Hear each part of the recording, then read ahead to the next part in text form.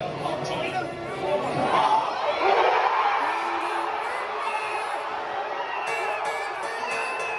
back. As you can see, we are officially back, and it's no coincidence that we're officially back because the new iRacing season has just started. It started today. They released a new build last week. It added a couple of nice cars. Spa got updated to the 2024 spec. So I just had to get back into the action. And this week we are racing the Fanatec GT Challenge Sprint Fixed on Silverstone. Only 20-minute races, so I'm expecting some, maybe a lot of firework. And because I have no idea what the current meta is in iRacing, this is how we're going to decide the car that I drive for the upcoming race. Now, obviously we change car every race, so I can get a good feeling for the whole update. And as you can see in one of the purple wedges, yes, the McLaren is also on there, the new McLaren that just got released. But to be honest, I'm just hoping for the BMW, Lamborghini, Mercedes or the Porsche, because simply those are the cars that I currently own. Bruh. Let's do this, shall we? All right. Why am I nervous? All right, I can only do this once, so there we go.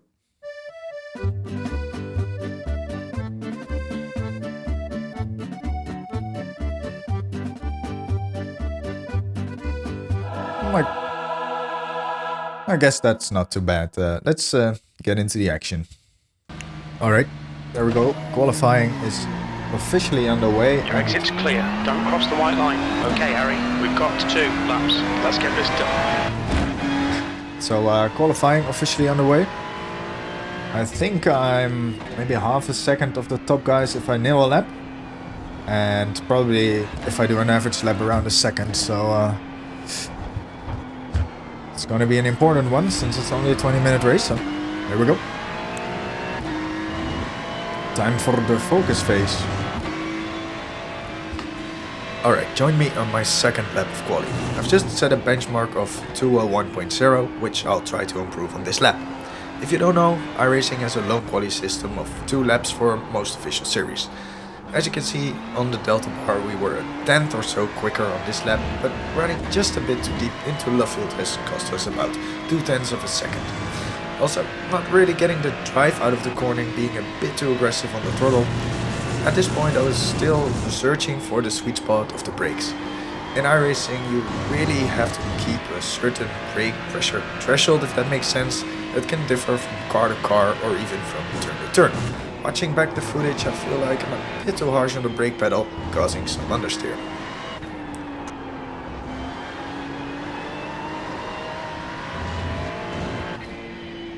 Track limits, this lap will be deleted. Well, like I said, about a second off.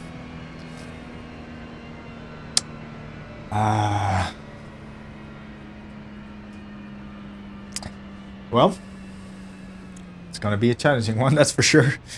Let's see if we can butcher a top 10. That'd be nice. Here we go, get ready. Well, there goes nothing.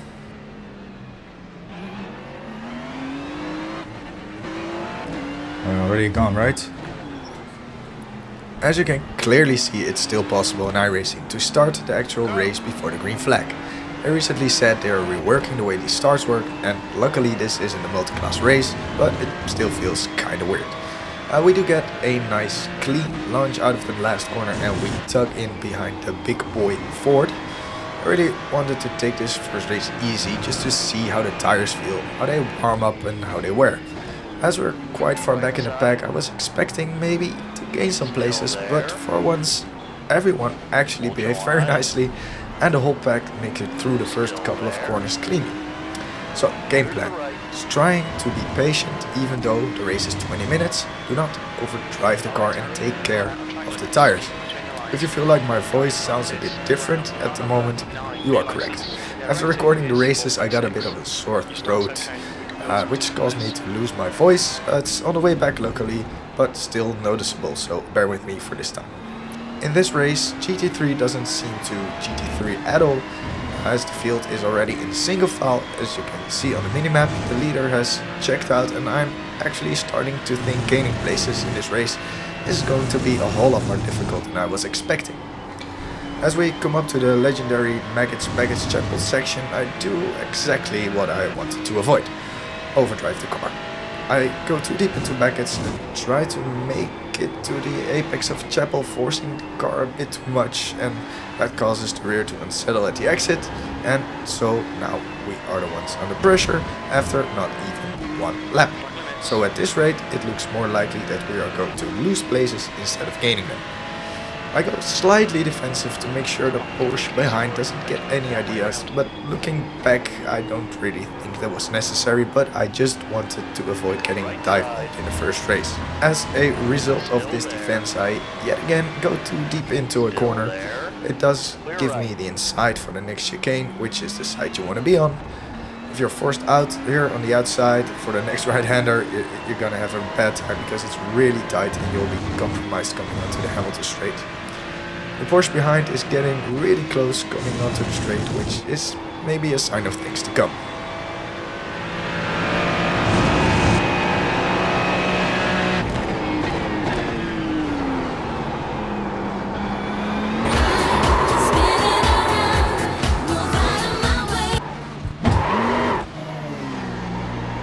You have 6 incident points.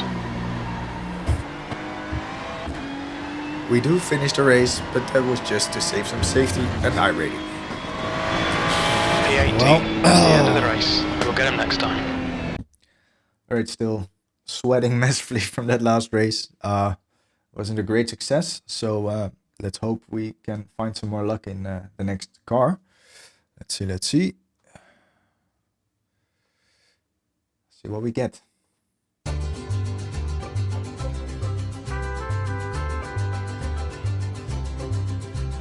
Come on, Porsche.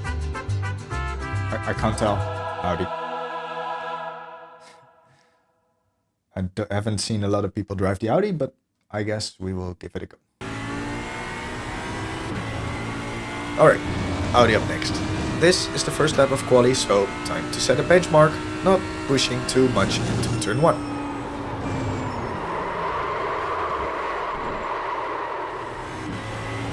So second lap it is. Unfortunately, only getting 1 lap in does mean I have to take it more cautious to avoid getting a track limit. Definitely not proving that in turn 2, but we somehow managed to hold on. As you can probably tell, the Audi almost rotates by itself, very rewarding if you get it right, but there's a very thin line between getting it right and absolutely cooking the rear tires.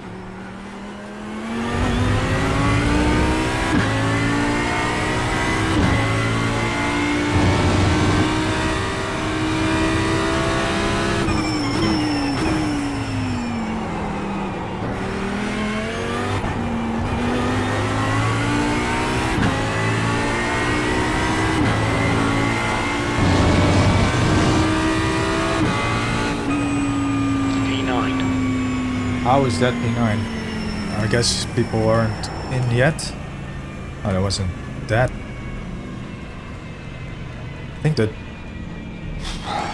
I think we're gonna drop a couple of places still, but oh, okay. All right, here we go. Wish me luck.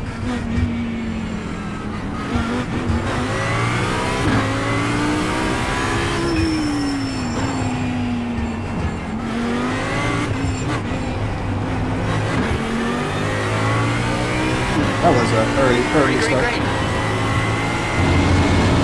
Way earlier than I expected.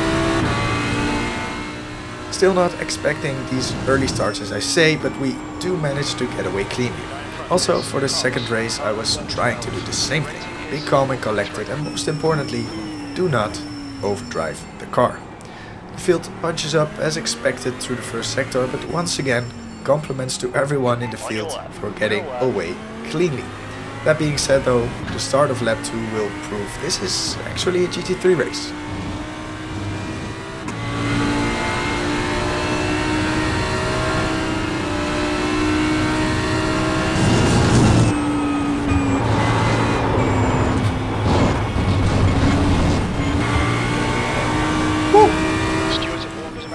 As I nearly lose control like I did in qualifying, the cars up ahead are almost 4 wide into village. Definitely some contact necessary to make place for all the cars, but all in all it was still relatively clean. At the time I didn't even notice it, but the McLaren on the inside is actually making a nice overtake on me, demoting me to P10.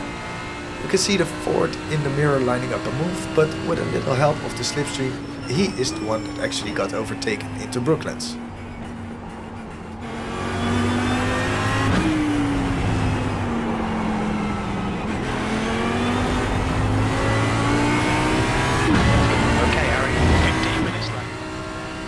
The rest of the race was honestly pretty boring. As you can see on the minimap, the field is pretty far spread out, and even though the Ford behind me is pretty close, there wasn't any attempt to overtake me from position. That gives me some time to update you all about me and the channel. As things stand currently, I'll be able to make one video a week for the foreseeable future. I'll be focusing on iRacing, as it is the game or sim or whatever you like to call it that I enjoy playing the most. The player base is simply unmatched, as all these races I did were during the morning and early afternoon.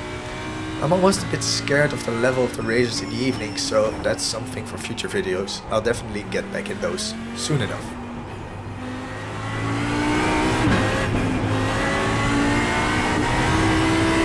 Yellow flag. P10. That's the end of the race. We'll get him next time. Whew, intense, but P10? Could be better, could be also a lot worse, so guess I'm not too unpleased with that. Alright, so just like last time, still sweating from the race before, but I need to know which car is up next, so there we go. Oh, there's this one. It's gonna be the Lambo. Alright, seems like all the top drivers are in that car, so yeah, I'm down. Alright, quali time in the Lamborghini. Question: do you think I have learned my lesson of taking care into turn 1? Of course not. Watch the track limits, please, Harry. Why? Second lap it is, yet again. As we come up to Cops, the only place in the world where everybody knows you do not stick a wheel up the inside. I was actually feeling quite lucky with the spin, and I do not mean the spin in the first lap of quali, but I mean the wheel spin that gave me the Lamborghini, because the Audi and Lambo are quite similar in handling.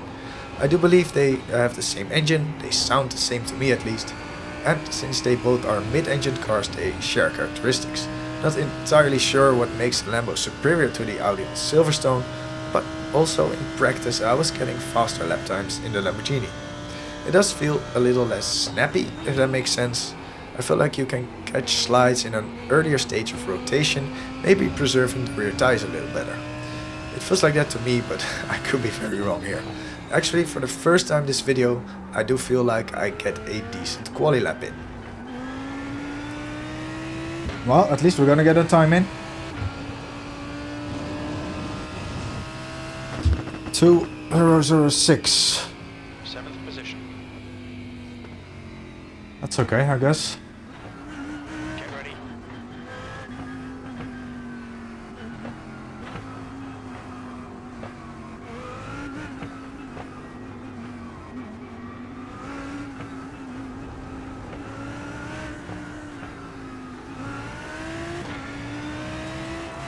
This time the leader of the pack actually waits until the last corner to start the race. That does mean the field is a lot closer this time, and yeah, just keep an eye on the mirror, that's all I am going to say.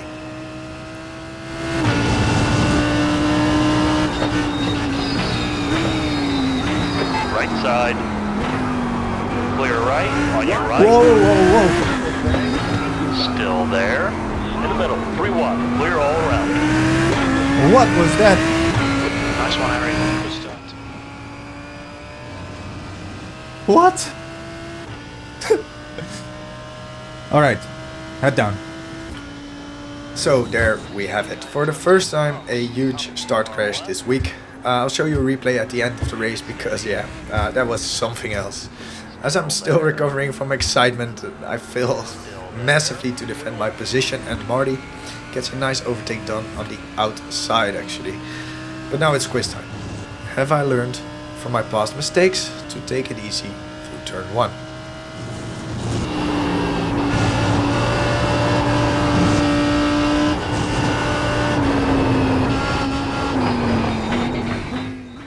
Well, technically, yeah, but doing the same thing in turn 2, is that learning? I don't really think so. Other than that, the race is pretty similar to the one before, so I kept position and everybody else did too, really. Why do I keep doing that? Oh.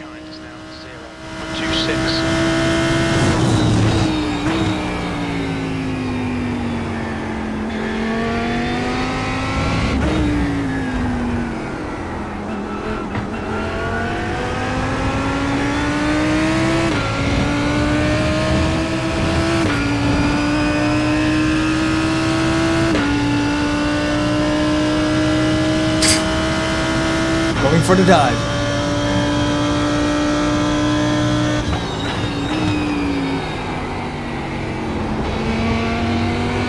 All right, Harry, you've got 10 minutes of fuel remaining.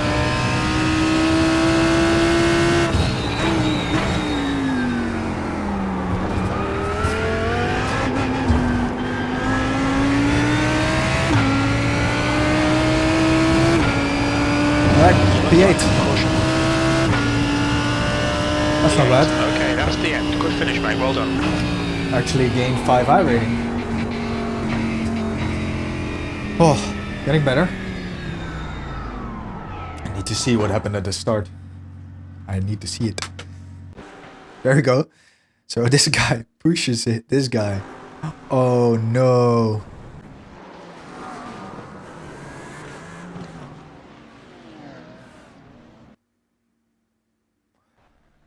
Well, oh man.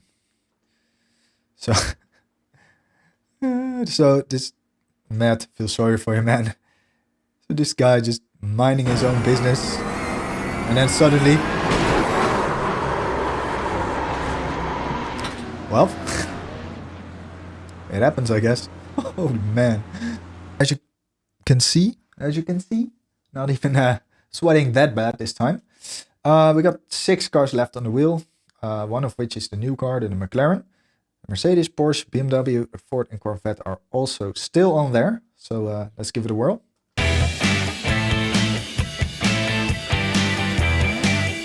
It's going to be the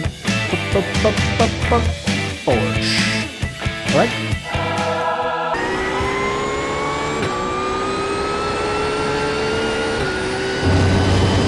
Well, at least we're going to get 2 laps in this time. E3, your last lap time So this was actually my fastest quality lap of the week. I'll take you around for a lap of Silverstone. This time I do take it easy through the first couple of turns. I try not to go too deep into the right-hander as you try to squeeze it a little bit to set up the exit onto Wellington Straight. Somehow I tend to get along with Porsche machinery nicely in simulators.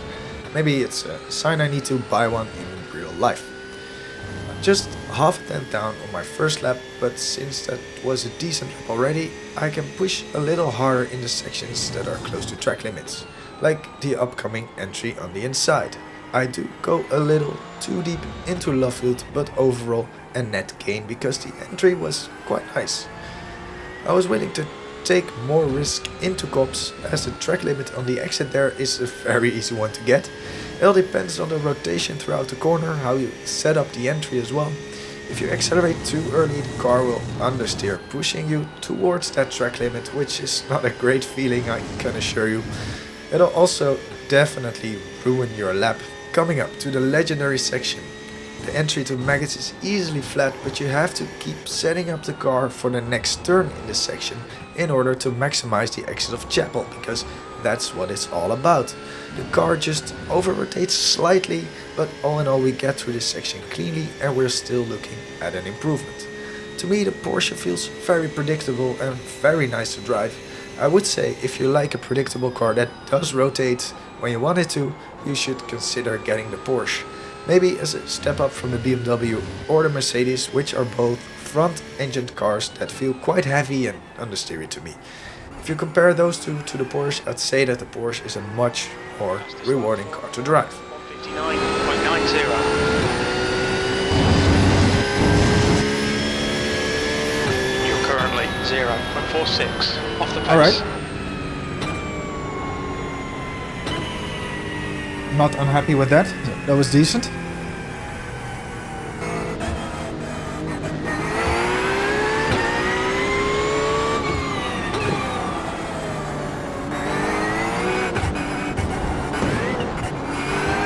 That's a curve there. Let's go. All right, we're off.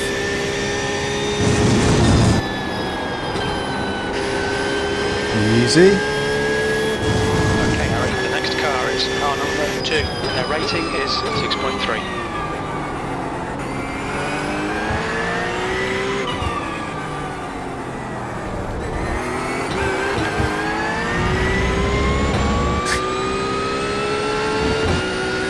What the hell? I just accidentally shifted down mid-corner. That could have been a lot worse.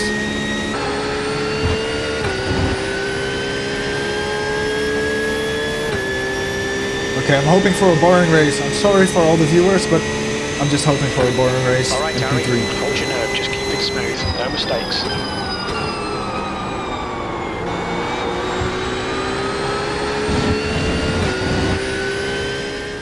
And a very boring race is what we got, luckily. I was slowly pulling away from the Lamborghini behind. The Ferrari in the lead just pulled a gap and we never saw him again. But the Ferrari in second did this. Oh, he's off, he's off, he's off. Freebie. That seriously was all the action. That was it. But I'll definitely take that P2.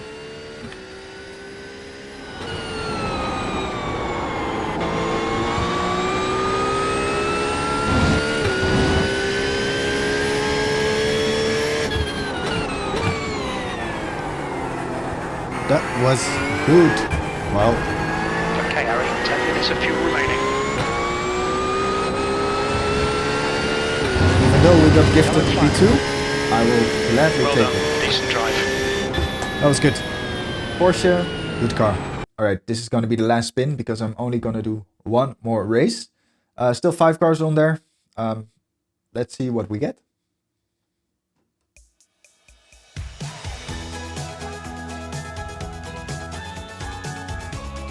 Oh! I haven't seen anybody use this car all week, or the BMW. So I was kind of dreading the BMW or the Merc, but yeah, I guess we will try it. As you can see in the Delta bar, I actually did a decent first lap again. To my surprise, even faster than my first lap in the Porsche. We are currently just half a tenth above my first lap, and just like last time, I'm willing to take more risks in the second lap. Getting some really nice traction out of left field certainly helps, and we are now looking at an improvement.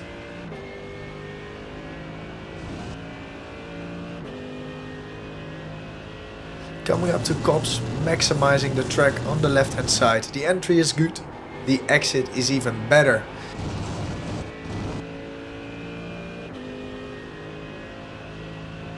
And we are going to get another top quali in, or nah, of course not. Nah. Ah!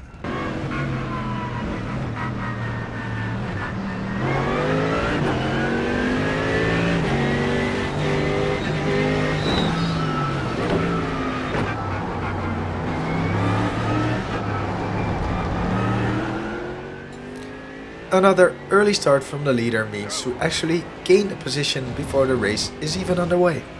The Porsche does try to get back at me through turn 1, but we managed to just hold on to the position on the outside, and at this point I was definitely getting more comfortable with my racecraft under pressure in an official ranked iRacing race. And with this good start I was confident that a good result was definitely possible.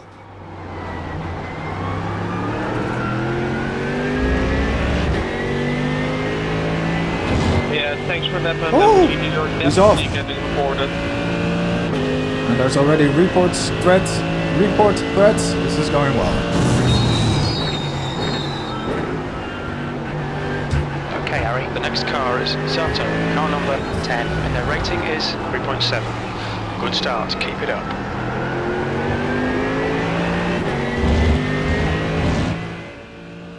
But to end it for this week, there was still something missing. We had the turn 1 pileup, we had a lot of complaints over voice chat, but to get that bingo card truly full, there was a crucial element still missing: the dive bomb. I'll leave it at that for this week. If you made it this far in the video, please consider to consult your local health professional, and I will see you in the next one.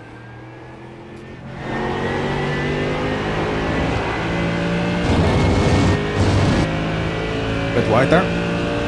That's your fastest lap.